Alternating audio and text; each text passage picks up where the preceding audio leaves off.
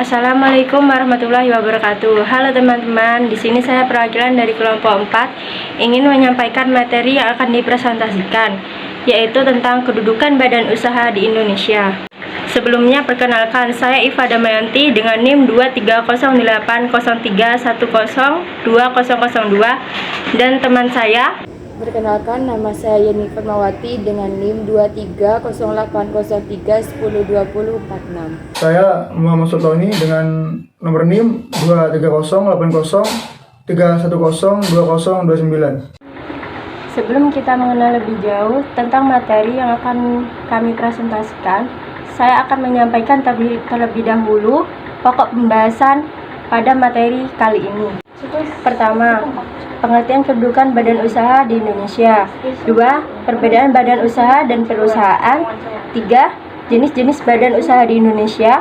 4. Bentuk-bentuk badan usaha di Indonesia.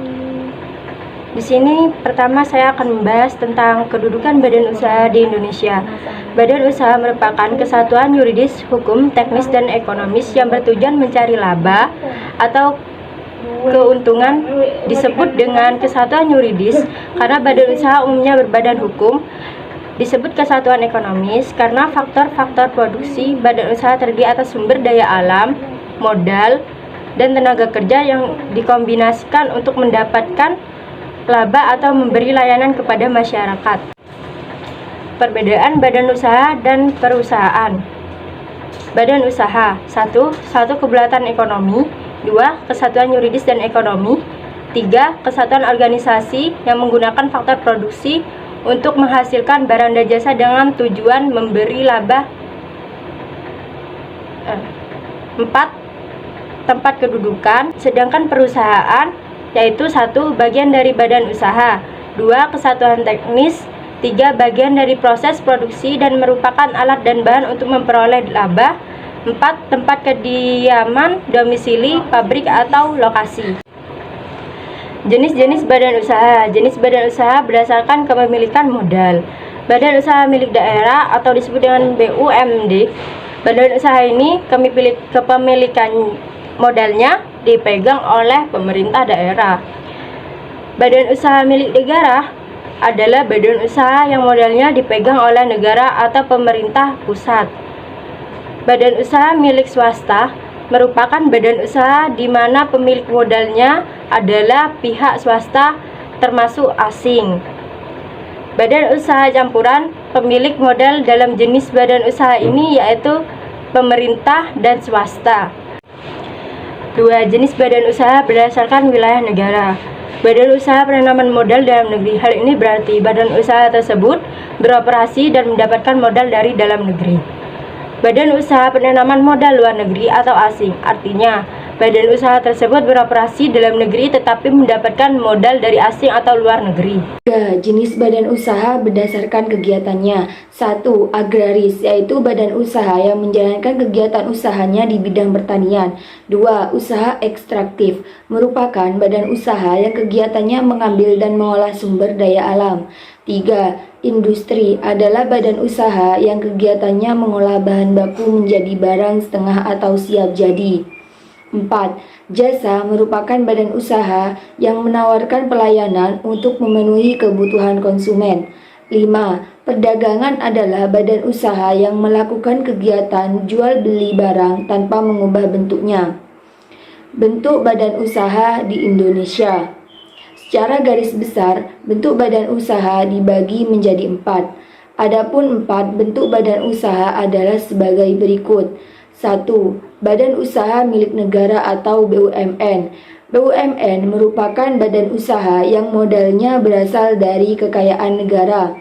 Berdasarkan Undang-Undang Nomor 9 Tahun 1969, BUMN dibagi menjadi 3 bentuk yang meliputi A. Perusahaan perseroan atau persero.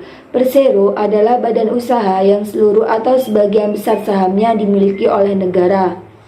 Persero sendiri berbentuk perseroan terbatas, di mana kegiatannya adalah menyediakan barang dan jasa untuk mendapatkan keuntungan.